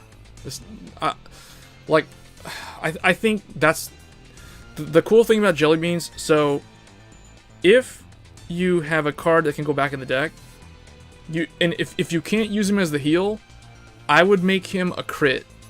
Or stand. Maybe stand, but I mean... Stand doesn't work that well if you're running this. Because you have to use this effect, then... I mean, well, I mean, it could. You could run it as a stand. You could... Okay, basically, bottom line, what I'm trying to tell you is I would do this. I would make Juggernaut, and I would run one of this, make this be the 4th heal, It doesn't really matter. It's just a heal trigger. And then you'd run Skydiver and your main Vanguard ride targets. So this and this. Those cards would be your draws. And then this is your random. This is your like random offensive trigger. You can make it a stand if you want to make it a stand. Doesn't matter. But I would run Jelly Beans as a surprise spicy crit. In your scenario, I would do that. Because think about it. You have a crit, and then you can also put it back in the deck. So you can get more mileage out of that critical trigger. And the thing is, you guys have to remember too, crits are okay with Emperor because he has to swing at the Vanguard to do his effect. So you have to make him swing to the Vanguard, so that works well with critical triggers. And he doesn't have to hit, so if they PG, it doesn't matter. You're still getting the effect off. So I would probably... This is what I would do if I only had 2 Jelly Beans, 3 Jugs, 3 Cyfried, and 3 Emperor. This is what I would run for my grade 3 lineup. I'll be running crits. 2 crits. It's really good. Just try it out. Oh, we're getting Neo Nectar. Yes, we're getting Neo Nectar next month. How were you able to find that out? Oh, they revealed the calendar? It's on the Twitter?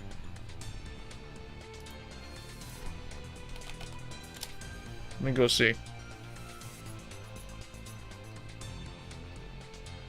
Where is it? Is it on their Twitter page?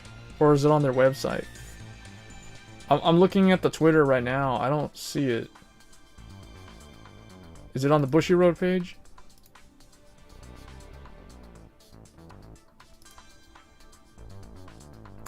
Yeah, because you'll catch him off guard with those crits. And they'll see Jelly Beans going back into the deck, and the fact that he's a crit trigger is just going to annoy them. Not as much as if he was a heal, but it's still annoying. Because they'll see your Juggernaut is a heal going back in the deck, and now you're also able to put a crit back in the deck. That's going to be even more annoying. So I would definitely do that. On the Facebook page?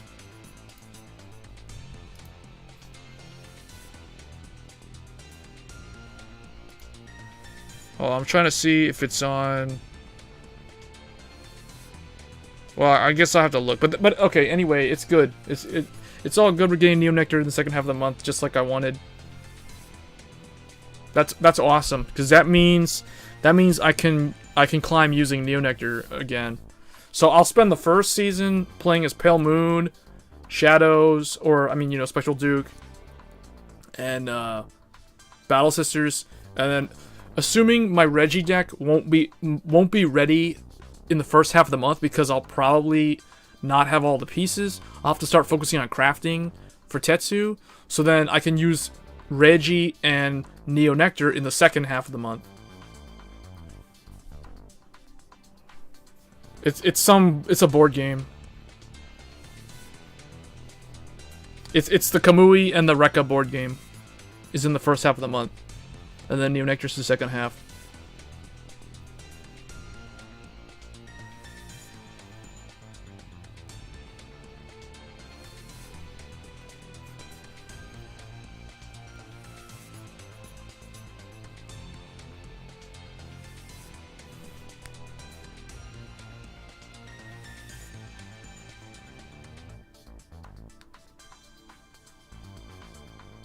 Okay.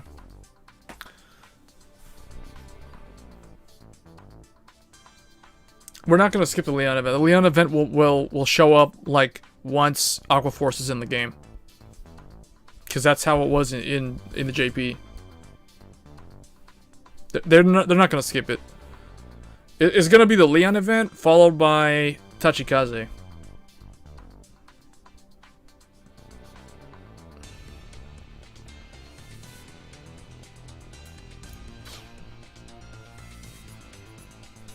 Alright, but that's what I would recommend. That actually sounds like a pretty fun build as well.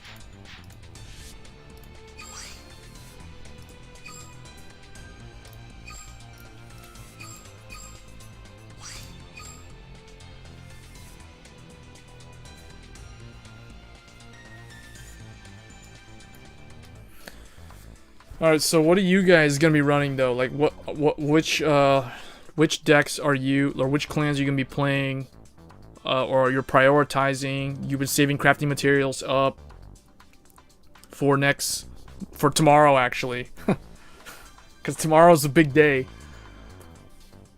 Vowing Sword. Oh, for Break Ride, yeah.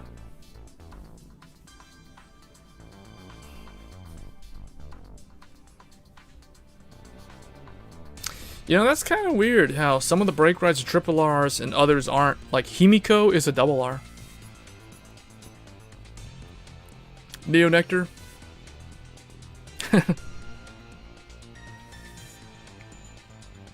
Oh, really? You're skipping? Yeah, but you still have a whole nother month to save crafting materials, though. Okay, I guess if you're free to play, then I can see why you would skip. You're skipping set 6 to 8 for 7 and see, I honestly like 6 more than 7 and 9. Even though I like Aquaforce, I don't care much for Ezel. Like, I don't care much about Platina Ezel, the Blood, Dungaree, you know, all that stuff that shows up at the end of Season 2. I don't care about any of that stuff. So for me, honestly, like, when Aquaforce comes out, I'm going to be playing Aquaforce and Bermuda Triangle. Those are the only two that I really care about that comes later. And then, I mean, if I was going to skip a set, I would skip the Ultimate Break set. So Platina Ezel, the Blood, Dungaree Unlimited, that set, I'm going to complete, like, I would skip that set. Because that's the stuff that I could care less about. Because that's going to get overshadowed by Break Ride. There's going to be so much hype in Global for Break Ride that that's the reason why I would just skip the end of Season 2. But Luquier, Reggie, Battle Sister Fromage, all that kind of stuff that's coming out this month. This month, I think we're going to see a very diverse meta, more so than September or October. So I'm pretty hyped for Cavalry of Black Steel, set 6. I'm more hyped for set 6 than 7 and 8, definitely. Yeah, plus all the cards that are coming out tomorrow, none of them are ranked rewards. That's another reason why I'm more hyped. And the thing is, I want to see more, like, of the Pale Moon and the Dark Regular on rank. I'm tired of seeing, like, all the boring, same few stuff. Like, on rank, let's be honest. Usually, what do you guys see? MLB, so occasionally there's going to be Kagero. The diehard Kagero guys are still going to be climbing with the end. It means that they can only play for, like, 90 minutes a day or something, because that deck is super grindy and hard to climb with for long periods of time and not get tired. Narukami, there's a lot of Narukami. I think there's still going to be a lot of Narukami next month. And then, who else? Sometimes there's Angel Feathers. Rarely is there Great Nature. I think Great Nature is probably the most rare out of the new clans, out of Asia circuit. And then occasionally there'll be Spike Brothers. Actually, there's a lot of spikes. I've seen a lot of spikes in the last couple of days. But that's basically it. Other than that, you don't see DI, you don't see Pale Moon, you don't see OTT, you don't see... I mean, sometimes you'll go against Risers. Very rarely will you still see someone running Blau. I guess just for the lulz. But, you know, that's basically it. And so hopefully... Oh, yeah, Ezel. Yeah, I almost forgot about Ezel. There's a lot of Ezel. Ezel, MLB, Narukami, and sometimes Shadows, and sometimes Kagero. Those are the ones that you see the most. And then after that, it would be like Spikes, and then Angels, then Great Nature, and then everything else.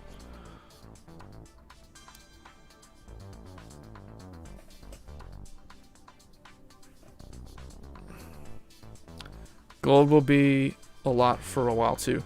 Yeah, and that's the golds are gonna only go up in popularity, especially during Platina Ezel. That's the reason why, and the fact that golds will be given the ability to retire interceptors is another reason why I would skip that entire month.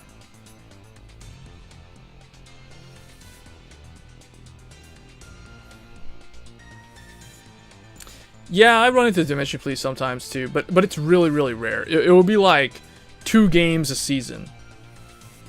One DP like a week. That's usually the way I see it. I play against more Angel Feathers than DI or DP. I mean, I'm probably one of the few guys that you'll run into that actually runs Goki. Like I was still running Goki a little bit this month or this season. I used him a lot last season, but this deck is so underrated. The thing is, the deck is underpowered because it doesn't have, besides Spirit Exceed, you don't really have another 11k Vanguard. Like if Cocytus had the effect where if the grade 2 was in the soul, he becomes 11k. I think that would be fair, but I know they will never do that because this effect is basically a generic Thunder Break Dragon or Garmor. It's your generic Limit Break effect. But the fact that he's a triple R, I feel like they could play around with buffing this card just because he's a triple R and the others aren't.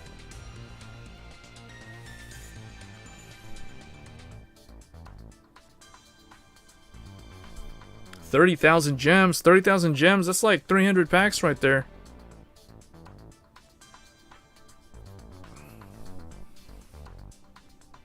Great Nature ones are missing a lot of their cards for some reason.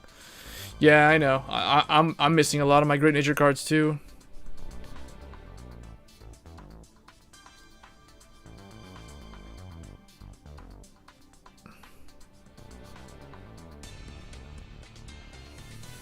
He's saving for next, for Polaris and the stuff that comes out with Aquaforce.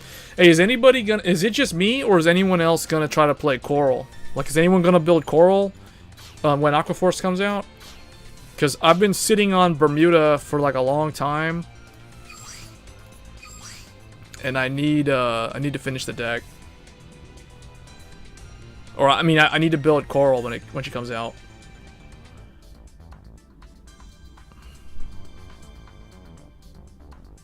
I'll be playing a lot of the Water Nation stuff. So I'll be playing mostly Aquaforce and Bermuda. I might try a little bit of Goki just because he's also water, but probably not because I mean I've played a lot of him already.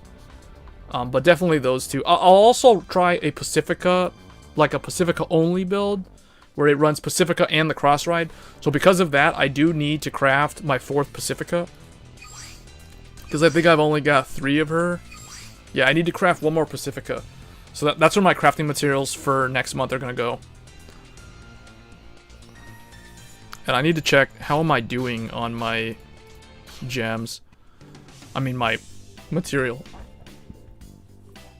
Oh, I definitely want to play Coral, though, because I feel like Coral's the stronger deck. The thing with what I've seen, like, people who are not too experienced with the game, I feel like when they ask for recommendations for like how to play certain clans, particularly the ones that are seen as underpowered, they're usually given pretty bad advice, and I think that kind of makes them less likely to play the clan long term. Like usually, I see people telling people who want to play Bermuda, for example, they'll say, "Oh, you need to run 9 draw." No, that's completely wrong. That's very bad advice. You don't run 9 draw in a deck that has a ton of draw power. You're going to want to run like some form of offensive triggers plus the draw triggers. Riviere and Ranger said already. Yeah, so like in my case, I want to build, so let me see. So you guys can see I don't have enough material to craft my 4th Pacifica, so I'm going to have to work on that all throughout next month. Which is definitely doable.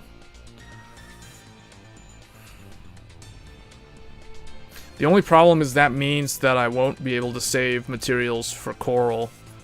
And I think the thing with Bermuda is... Oh wait, no, that's not true. Coral, Shangri-La Star, and Eternal Idol Pacifica are the 2 triple Rs. So the nice thing is there's only 2 triple Rs. When they get support again, there's not going to be like 4 triple Rs like there was in their debut release, which made this deck this clan, the hardest clan to build day one, because they had an insane amount of triple Rs in their debut, way more than any other clan. Yes, 5 crits. I was getting there, but you beat me to it. 5 crits, 4 draw is the standard lineup. That is exactly the trigger lineup that I will be running in my Coral deck. That is the deck. That is the build that you guys see me run in my. I think both of my Bermuda decks, if I'm not mistaken, are 5 crit, 4 draw. You've got to run offensive triggers in a deck with tons of draw power, because if you're not doing it, you're just not doing it right. Yeah, 5 crit, 4 draw, 4 heal. So this isn't the Riviere build. This will soon be replaced by the SP art, or the rank reward SP. So just kind of, that's a placeholder. But basically, this is what you would do. And then the reindeer one would be the same. It would just be a different lineup. This would be the reindeer one. I took out Flores and I put Lena back in because I think she's really good at 1 copy. She can swing potentially as a 13k Vanguard, switch hits cross ride, so that's pretty good as well. And Flores isn't really needed because you already have like a lot of cards that bounce something to the hand. Like you have this, you have this. Yeah, I know, it's really good. This deck was a sleeper deck back in May when it first came out. It was actually really good, but nobody really thought it was because either they didn't know how to play or they were listening to people who were doing tier lists. And you guys have to remember, tier lists are based off of 2 things. They're based off of how popular the deck is and how powerful the deck is. Like we were saying before, Tsukuyomi was the most powerful deck, but you didn't really see it much. So it's still placed high on the tier list because it was a very powerful deck. Riser was a very powerful deck, and it was also a very popular deck because it's easy to play. It's so brain dead easy that it naturally was at the top back in May. But other decks like Dark Irregulars was really, really good when it first came out because there wasn't really anything that had that much insane amount of retire power aside from Kagero. But Dark Irregulars had Berserk Dragon, aka Gwyn the Ripper. They had more ways of retiring opponents' rear guards. They could do 1-for-1 trade with Amon's skill. They had crit plus 10k with NLK swinging for game. They had lots of 11k base Vanguard. NLK, Amon, they're both 11k. They had Edel Rose. They literally had a Ganslot clone that could fetch you a 10k, which is a really good like defensive interceptor. You know, Werewolf Sager. So DI was a sleeper clan that, like, people who knew how to play Dark Irregulars well would make it look really, really good on stream. Domino Paris 21 was a streamer who was playing DI during the debut, and he showed off like a lot of interesting things with that clan. Pale Moon also during their debut. Golden Beast Tamer, like the traditional build, like my current one right here. Unfortunately for me, I wasn't able to showcase this because I didn't pull the cards day one. I've had to craft these like over the course of the last couple of months. But Pale Moon, if you had this deck, like back in May, when the only competition was Perfect Riser, Tsukuyomi, DI, Dimension Police, you know, and like Good Stuff Kagero, like this clan was still good. Like you could climb perfectly fine with this build. Alice gets you multi-comboed attacks. There's still a lot of 10k Vanguard meta at the time, you know, because like CEO was still around. Whatever, you know, there's some other stuff that's like 10k. Blau, if he didn't hit his ride chain, or you just, and the thing is, actually, Golden Beast Tamer would make Alice swing as 13, so it would get over all the 11k Vanguards. And she would also turn a demon, Mirror Demon, into an 11k attacker without a booster, and then he would do the same thing. So, Pale Moon was really good, but you'd have to, it's a big brain clan. You'd have to really know how to play the clan. So people who knew how to use the deck really, really well got a lot of mileage out of this back when it debuted, assuming they had the cards. Then when MLB and cross-ride stuff showed up in June, that was really when Pale Moon, DI, Dimension Police, all those clans, Bermuda, they all kind of fell by the wayside because they instantly became underpowered by comparison. So, but that's all about to change tomorrow. Bermuda was also really good. Like I said before, like Bermuda, I had a ton of fun climbing with Reindeer back in May without any issues at all, because like this deck does really good against... The only time Bermuda can kind of fail is when you soul charge your PGs. Like when Rio or Kareen randomly soul charges your PG, and that's why I really don't like random soul charge in a deck. Like I said earlier, the reason why I don't run Medical Manager is because I've been screwed over so many times because of these kind of soul charge effects where they soul charge my PG and then I can't block. And if I'm up against Perfect Riser, back when I ran this deck, that would be the main reason why I would lose.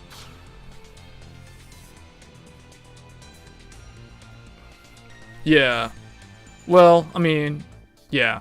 And that's the reason why Pale Moon fell by the wayside, especially once MLB came out. But the thing is, that's the reason why Spike Brothers was seen as a better Pale Moon deck, because unlike Pale Moon, Spike Brothers can still hit over the defensive triggers at the cost of your interceptor leaving the field.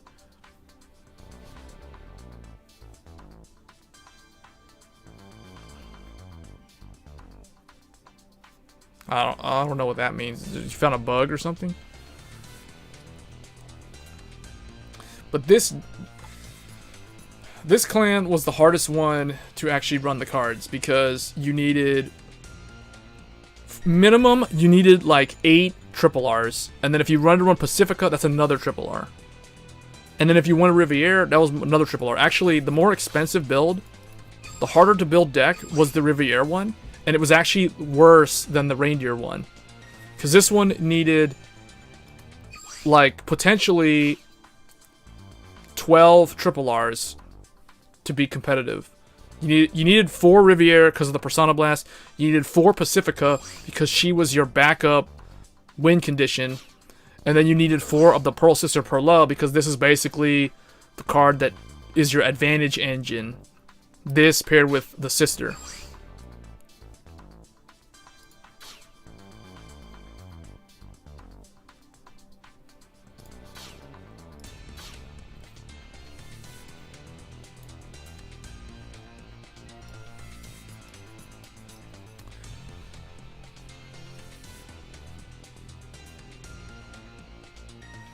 But I don't think I got much of a response from you guys. So what is your...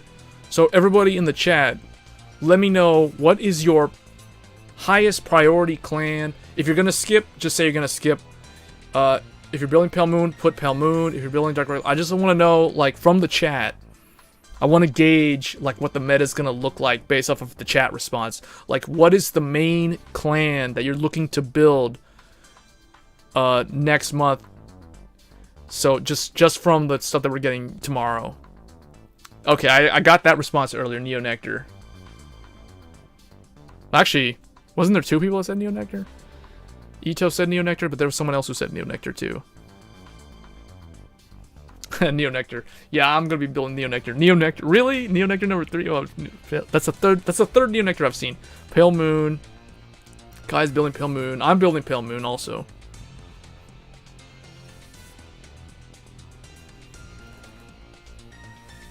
Skip. Okay, so we got somebody skipping. Mez gonna skip.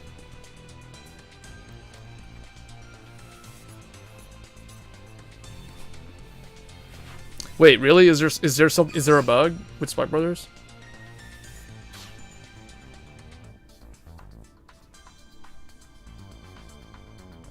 See, the thing is, you guys are saying Neo Nectar, but we're not really gonna see Neo Nectar.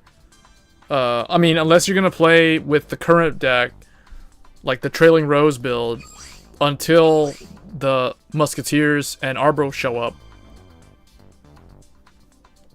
But they're not gonna really... I don't really anticipate seeing Neo Nectar much next month at all, to be honest. Not until like the tail end of the month, when people have actually finalized the deck, the new deck from the clan event, because that's going to take a while. It's not like you just build it day one, unless you're either extremely lucky or you have gems to spend on it, like a lot of gems. Battle Sister or Pale Moon. I think Battle Sister is going to be one of those sleeper clans, or the sleeper deck that's going to come out of nowhere, and basically people aren't going to be prepared for it. Like, they're not really going to know how to deal with it. Although, I don't think it'll be too much of a problem for a deck like Narukami.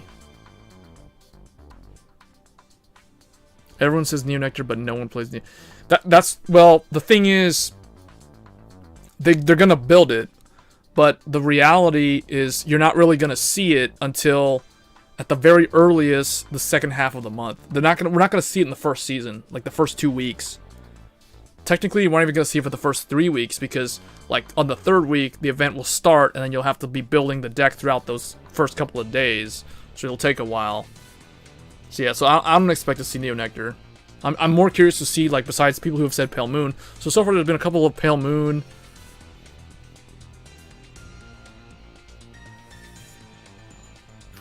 Reiji, well, I mean, that's how DI always is. Dark Irregulars is a deck that basically powers up. It's one of those things where it's like the clan is literally like trying to go Super Saiyan 3 the whole match, and if they actually go Super Saiyan 3, they're pretty much guaranteed to win.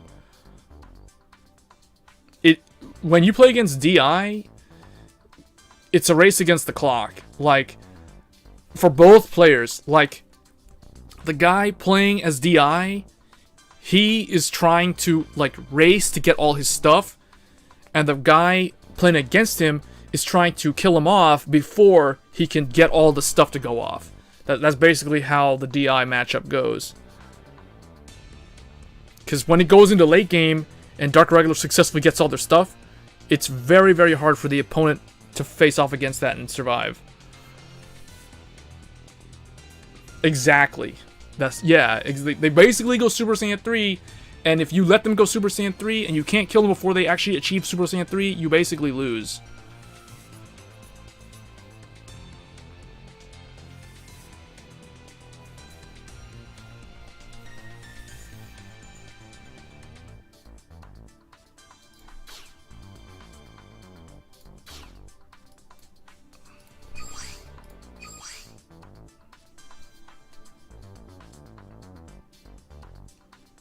Yeah, I think the best counter to DI will be Novas, and Spikes. And Pale Moon. Pale Moon will be really strong against them. Basically, any deck that can multi-attack will be really good against DI. Because DI is a slow deck, and they're also a defensive deck like Kagero. They have the ability to retire the opponent's rear guards. But not all builds will focus on that style of play, but they have that option. Yeah, once they get their pieces, they're basically... It's basically PG or GG at that point. Once the whole entire 3 columns all have crit pressure on them. I only play Neo Nectar, and surprisingly I beat MLB and Dota. Yeah, I mean, there's no I mean, it's not really a surprise. It just means that you beat them. It's not like... Look, just because your opponent is playing what everyone says is a top tier deck doesn't mean that you're gonna lose to them.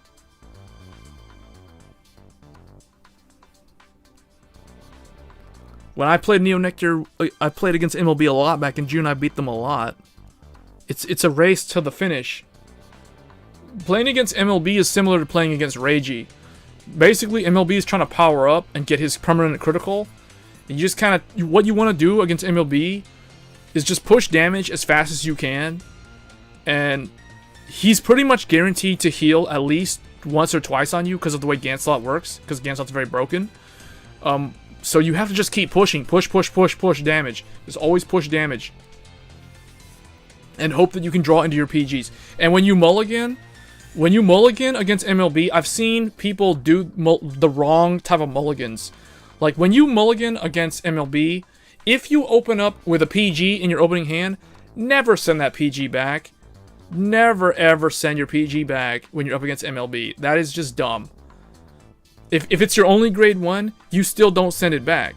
If you ideally you want the PG plus some other grade 1. So you'll, like, if you have the PG, and let's say you have a PG and 2 grade 2s and 2 grade 3s, I would literally keep the PG, the grade 2, send the other grade 2 back in hopes of drawing another grade 1 that I can ride, and then I would send my 2 grade 3s back and hope that I can draw like a second PG or, you know, the primary ride target for grade 3. Like, it's all about knowing what to mulligan too, like when you're up against MLB.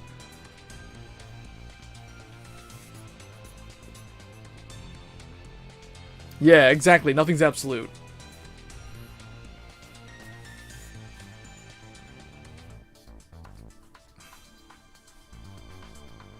I mean, my deck profile video that I did for Neo Nectar is like the fight match in that video is literally me playing Neos against MLB, and I beat him, like legit beat him by running crits basically.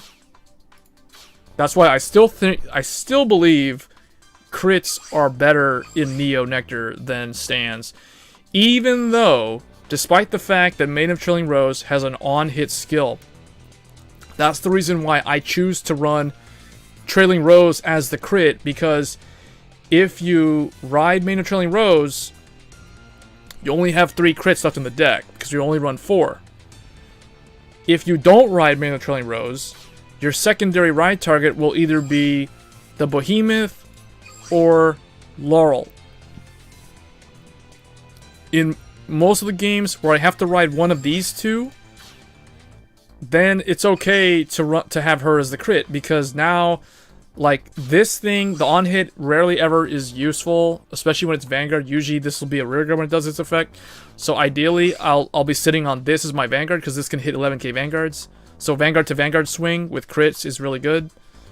So, I mean, I showcased that in the deck profile video, the deck and fight video that I did. So, like, in that example match, this was my Vanguard. I wasn't even able to showcase Maiden of Trilling Rose in that video, but, I mean, it shows how to play against MLB. Like, you use crits, because if he's at 3, he can't use MLB. I mean, he can't use Blaster Blade to retaliate, because he won't have the counter blast that he needs, because he'd have already used it on the fusion turn and all that kind of stuff. It's all in that video.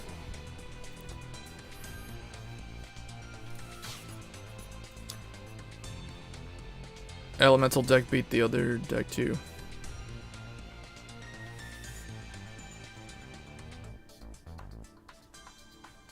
Yeah, no, yeah. MLB is extremely consistent. It's a really powerful deck. In fact, in my opinion, it's still way too good. Even with the nerf, it's still too good.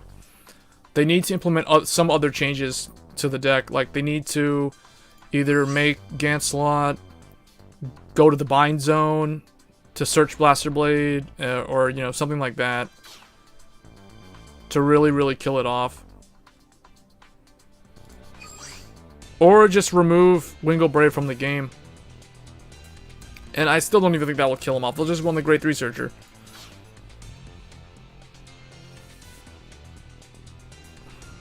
Yeah, no, I know. We were saying that at the beginning of the stream. It's not enough. It's still too strong.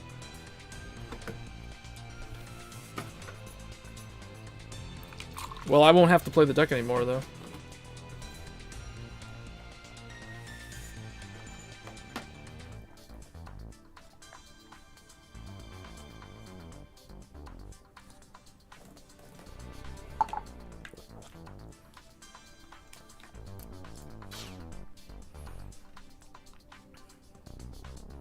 Funny, like, I always ran 3 Star Call Trumpeter, like, since day 1, and with the nerf, I think this is more of the standard. Like, 3 of her and 2 of this is probably the new de facto standard, as opposed to 3 of him and 2 of her. Like, I never ran it the other way around.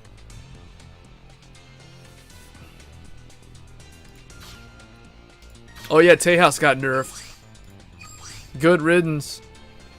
I was running 4 copies of him. That's how broken he was. Tejas is still good, but not really when you think about it, because, I mean, he's still good because he can kill off Marin, he can kill off the booster, but I don't know, I kind of think Berserk Dragon is better. Because of the nerf, I think Berserk Dragon's better, because it's 9k, it can kill a booster, plus it can swing into a generic 9k, you know, like a used up Blaster Blade and kill it off.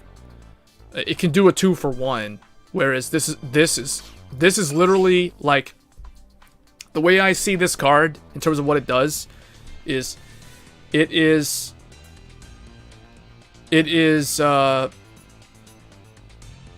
canceling out attacking the front row. For instead of attacking the front row, it attacks the back row. So it's like you're only attacking your opponent 3 times, because you can think of his attack to the rear guard as like a retire effect, but he's not able to attack. You can look at it that way. So he's basically saying, I'm killing off an opponent's booster, but I'm not able to attack their vanguard, or not able to attack their interceptors with this card, if he does that. So he's not able to do, you can't get that much mileage out of this card compared to this card. Whereas this card basically says, this card can single-handedly destroy an entire rearguard column. Like, I have used this card so many times to destroy a column, like clear an entire column. Column down, CB2, blow up Marin or Sharon or whatever the booster is, Gojo in the mirror match or whatever the booster is. Then I have him slam in to the 9k in front of him. So he just blew up 2 cards. He nuked the back row card, then he killed the interceptor. So I got a lot of mileage out of this one card. That's why I still run this. Now, with him being nerfed, I mean, I guess, like, okay, let's just update the deck right now. I'm probably not even going to play the deck next month at all, so it's kind of pointless to change it, but I would recommend now running Streakin'. Or if you don't want Streakin', do 4-4, get rid of him completely, and 4 Berserk, and 1 Streakin'. I'll probably go with this. 4 Burning Horn, because it's a 12k. 4 Bellicosity, 1 Streakin', 4 Berserk. That's what I would do. I mean, Streakin's better than Halem, because it's like if you don't ride him, because he's at 1 copy, so you're unlikely to ride him most of the time. So it doesn't matter. It's still a 10k. So this is probably what I would do. If I really want to go Streakin', though, then we can drop 1... And I don't know, I kind of like Bellicosity more than Burning Horn, so I'll probably do that. Probably do 3 Streakin', 3 Berserk, 3 Burning Horn, 4 Bellicosity. Because it's interesting, because in my Shadow deck, I like to run Nullity, the 12k, at 4. I mean, I only run 3 Curse Lancer, and that has always seemed to do really, really well. But in Kagero, for some reason, I feel like they are just more Counterblast intensive. Mainly because regular Overlord, this is the problem card. This is the Kai Toshiki. This is the card that gets the full mileage out of the clan and devastates the opponent when they're at 5 damage when you get this effect off on the rearguard circle. This is the true problem card. Like, I've been saying this in previous streams, every single clan, every single deck has that one card that is basically their win condition card. And regular OG Overlord is that card for the Kagero clan. Because literally, CB3, basically he says, blow up the front row, and I can hit over a defense because I usually got a Gojo or a Bar or you know, a Salamander behind him ready. So he's got some booster, and he's swinging 16, so he can hit over a defensive trigger. And on top of that, we have the N, and we have like Burning Horn, or whatever the other grade 2 is, or whatever's in the other column. Basically, he says, I get 3 attacks to you when you're at 5 damage, and if you don't have 3 PGs, you're going to go to 6 damage heal. That's usually how it is. So this is the problem card. OTT has Silent Tom. Kagero has Draconic Overlord. Narukami has the Desert Gunners. And what else? I mean, MLB has Blaster Blade / Gansela. That combo.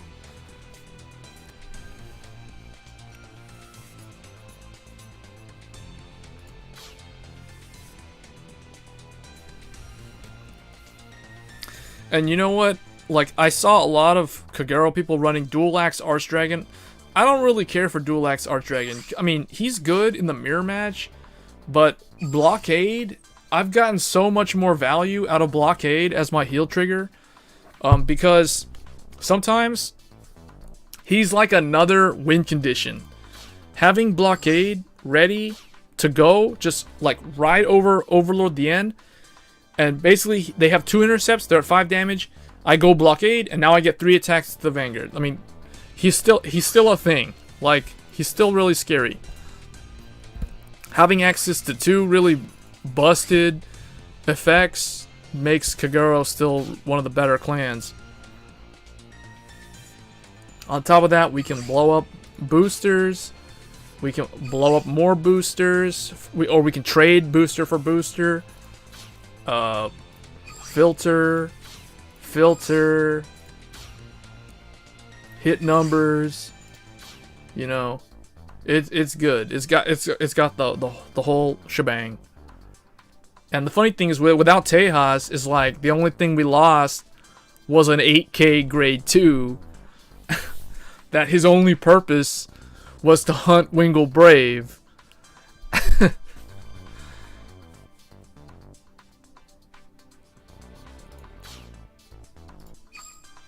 Alright, so that's gonna be updated Kagero.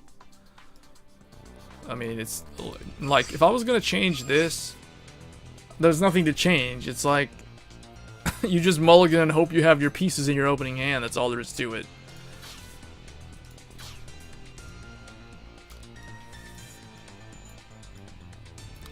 Alright, so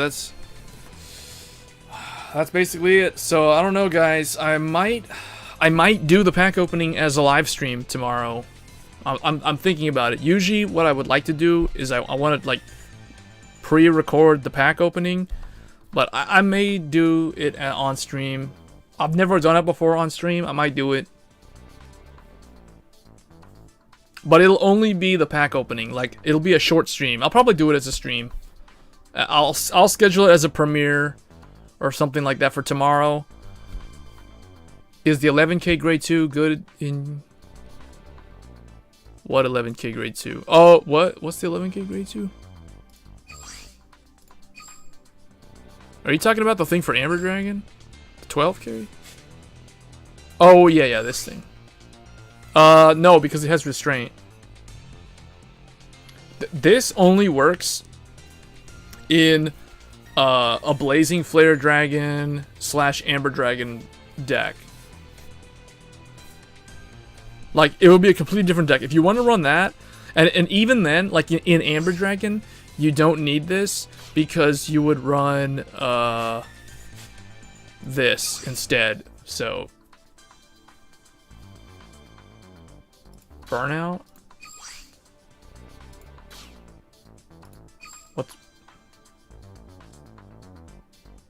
Oh, it would work with Goku. It could actually work with Goku, but it's very high roll.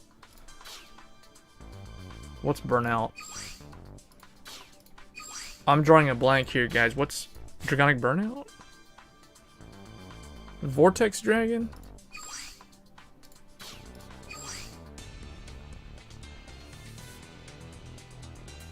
I completely forgot about this guy.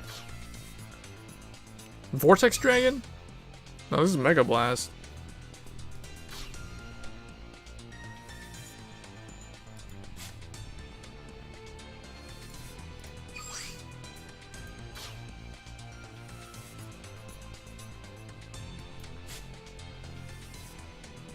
Oh, he's talking about this.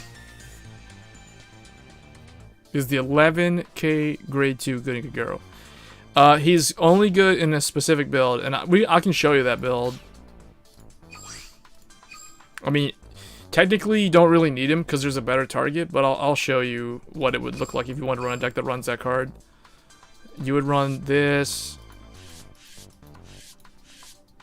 then 4 PGs, and you'd run Kimnaras at 3, and I guess you would run... I don't really think you need filters, so I'd run Bar. And then this. Oh, actually, hold on. I almost forgot. We're running that. So it would be something like this. Grade 2, 4 Berserks, 4 of this. What else? 1 of those. Oh wait, hold on. Yes. 2. We don't need Aleph. You'd run only the grade 3. I'm thinking this. And then, of course, Overlord, Blazing Flare, then Aleph. For some reason, I don't have 4 of him. Or actually, nah, Aleph is kind of a waste. You run Blockade. And then it would be heal, draw. Are we short 1? Oh yeah, I am short 1. Oh, put 1 for 1. Something, you would do something like, oh wait, what am I doing? I never even put that guy that you were asking about. So yeah, you would run this guy, but you would do, you'd only run like 2 of it. It would be like a Brutal Jack. So you could, if you wanted to run a deck that ran that guy, you'd do this. You'd have to focus on the retire abilities though. That's the reason why you'd run Kimnara. You'd have to have a grade 0, a grade 1, a grade 2, and a grade 3 that can retire stuff to make this card live.